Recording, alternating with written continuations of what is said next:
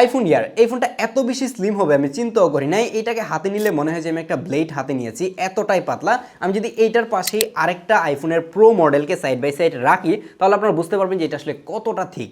এটা হচ্ছে যে 5.6 মিলিমিটার এটা থিকনেস, এবং এটা এতটাই লাইট ওয়েট যে হাতে নিলে মনে হয় যে হাতে কিছুই নাই এরকম একটা অবস্থা। বাই দ্য ওয়ে এটার ওয়েট হচ্ছে 165 গ্রাম, যার কারণে হাতে নিলে খুবই পাতলা মনে হয়। আপনি যদি এটাতে কোনো একটা কাভার কিংবা কেস টেস ইউজ করেন তারপরেও মনে হয় না যে খুব বেশি একটা মোটা সোটা হবে। কিন্তু এই ফোনটা নিয়ে সব থেকে বেশি ভয়ে থাকে মানুষজন যে এটা যদি পকেটে রেখে বাইকটাকে চালানো যায় তাহলে এই ফোন হয়তো বা ব্যান হয়ে যাবে, বেঁকে যাবে কিংবা ভেঙেও যেতে পারে। কিন্তু এরকম কোনো কিছু হওয়ারই চান্স নাই, কারণ এর যে ফ্রেমটা রয়েছে সেটাতে ইউজ করা হয়েছে টাইটানিয়াম এবং এটা কিন্তু 5 গ্রেডের, যার কারণে ব্যান হওয়ার চান্স কিন্তু একদমই নেই। এই ফোনটা ইউজ করার আগে আমি প্রচুর পরিমাণের ব্যান্ড টেস্ট, ডিউরেবিলিটি টেস্ট এই টাইপের ভিডিও টিডিও দেখি এবং অনেকভাবে টেস্ট করার পরেও দেখলাম যে এই ফোনটাকে কোনো অবস্থাতেই ব্যান করতে পারতেছে না। তার মানে বোঝাই যাচ্ছে যে এটা ডিউরেবিলিটির দিকে কোনো অবস্থাতেই কস্ট কাটিং করা হয় নাই। যেহেতু এটার দাম লাখ টাকার উপরে, এটা ডিউরেবিলিটি নিয়ে কোনো অবস্থাতেই কস্ট কাটিং করবে না অ্যাপেল, সেটা মোটামুটি ক্লিয়ারলি বলাই চলে। এটা ডিউরেবিলিটিতে কস্ট কাটিং না করলেও অনেক জায়গায় কস্ট কাটিং করা হয়েছে, যেটার কারণেই মানুষজন এই ফোন কিনতে চাচ্ছে না। যারাও শখের বসে কিনতেছে দেখা যাচ্ছে যে কেনার 1-2 মাস পরে এটাকে সেল করে দিচ্ছে।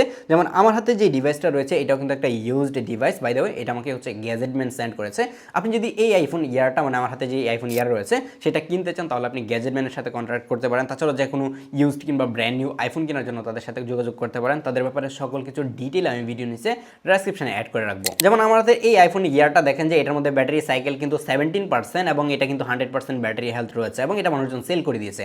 এর অন্যতম রিজন হয়তোবা সেই লোকে শখের বসে কিনছে, পরবর্তীতে ভালো লাগে নাই। এই আইফোন ইয়ার মানুষজন কিনতে না চাওয়ার অন্যতম রিজন হচ্ছে এটার ব্যাটারি ব্যাকআপ, কারণ এটার মধ্যে একটা 3149 mAh এর ব্যাটারি দেওয়া হচ্ছে, যেই ব্যাটারি নাকি 2 থেকে 2.5 ঘন্টা ব্যাটারি ব্যাকআপ দিবে। কিন্তু এটা যখন আমি ইউজ করেছি তখন দেখলাম যে গেমটা টোটালি চেঞ্জ করে দিয়েছে। এরকম 3100 mAh এর একটা পিচ্চি ব্যাটারি দিয়ে এটা থেকে 5 ঘন্টারও বেশি স্ক্রিন অন টাইম পাচ্ছিলাম। দেখে আমি মোটামুটি অবাক হলাম যে এত ছোট একটা ব্যাটারি দিয়ে এত লম্বা সময় ব্যাটারি ব্যাকআপ কিভাবে পাওয়া যায়। সেটাই কিন্তু iOS এর যে সফটওয়্যার অপটিমাইজেশন সেটার খেলা বলতে পারেন। তার মানে এই না যে আপনি প্রো ম্যাক্স কিংবা প্রো সিরিজের যে ফোনগুলো রয়েছে সেগুলোর মতো অনেক লম্বা সময় ধরে ব্যাটারি ব্যাকআপ পাবেন, কিন্তু 3100 mAh হিসেবে ব্যাটারি ব্যাকআপ আমার কাছে পারফেক্ট মনে হয়েছে। তারপর মানুষজন কিনতে না চাওয়ার অন্যতম রিজন হচ্ছে এটার পিছনের ক্যামেরা। এই জায়গায় সিঙ্গেল একটা ক্যামেরা ইউজ করা আছে। এটার প্রাইস কিন্তু এখনো বাংলাদেশ মার্কেটে নতুন কিনতে চাইলে আপনাকে 1,20,000 টাকার মতো খরচ করতে হবে এবং ইউজড মার্কেটে কিনতে চাইলে মোটামুটি 1,05,000 কিংবা 10,000 টাকা এরকম প্রাইস রেঞ্জে কিন্তু পাওয়া যাচ্ছে। তো 1 লাখ টাকার উপরে খরচ করে যখন আপনি একটা ফোন কিনবেন সেটার মধ্যে মাত্র সিঙ্গেল একটা ক্যামেরা ইউজ করা হবে, এই ব্যাপারটা কারা আসলে মেনে নিতে পারে সেটা আমি আদৌ জানি না।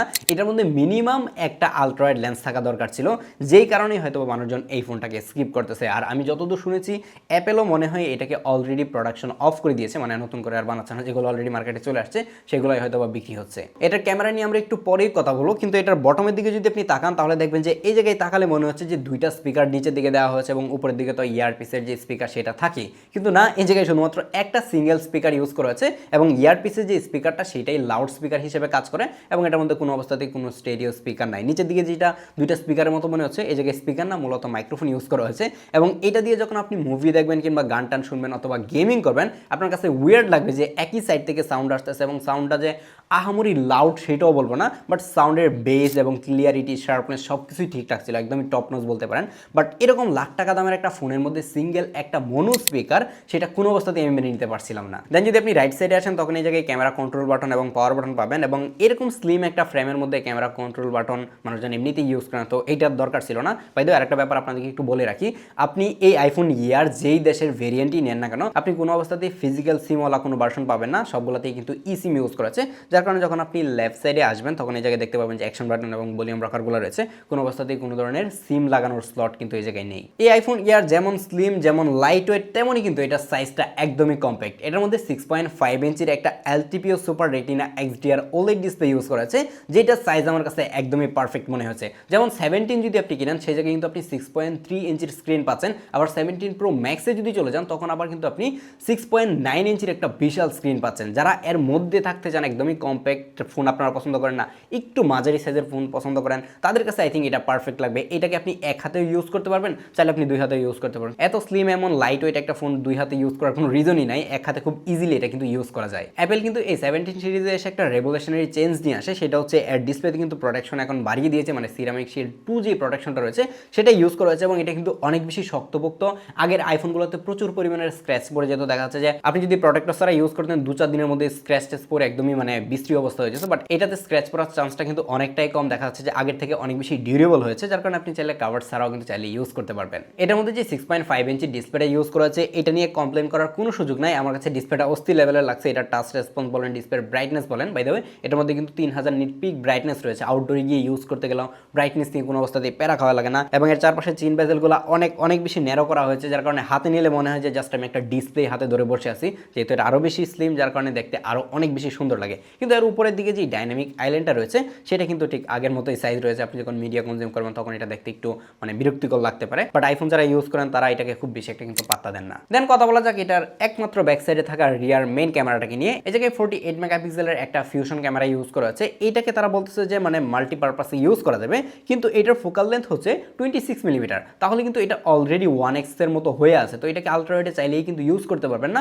বাট আপনি ডিজিটালি জুম করে কিন্তু এটাকে 10x পর্যন্ত নিতে পারতেছেন, কিংবা আপনি চাইলে কিন্তু 35 মিলিমিটার ফোকাল লেন্থে ইউজ করতে পারতেছেন। কিন্তু এইটার যদি ফিক্সড ফোকাল লেন্থটাই 20 মিলিমিটার কিংবা 22 মিলিমিটার দেওয়া হতো তাহলে কিন্তু আমরা মোটামুটি একটা ওয়াইড ফোকাল লেন্থ পেতাম, এবং এটাকে চাইলে 26 মিলিমিটার ডিজিটালি জুম করে কিন্তু মেইন লেন্সের মতো করে কাজ করতে পারতাম। বাট এই জায়গায় কিন্তু অ্যাপেল এই কাজটা করেনি। এটার পিকচার কোয়ালিটির কথা যদি বলি তাহলে এটার পিকচার কোয়ালিটি 17 বা 17 প্রো ম্যাক্সের মতোই, কোনো অবস্থাতেই কোনো ডিফারেন্স পাবেন না। খুবই শার্প এবং ডিটেল পিকচার কিন্তু ক্যাপচার করতে পারে, একদমই ট্রু ন্যাচারাল যে কালারটা রয়েছে সেটাও কিন্তু ক্যাপচার করতে পারে।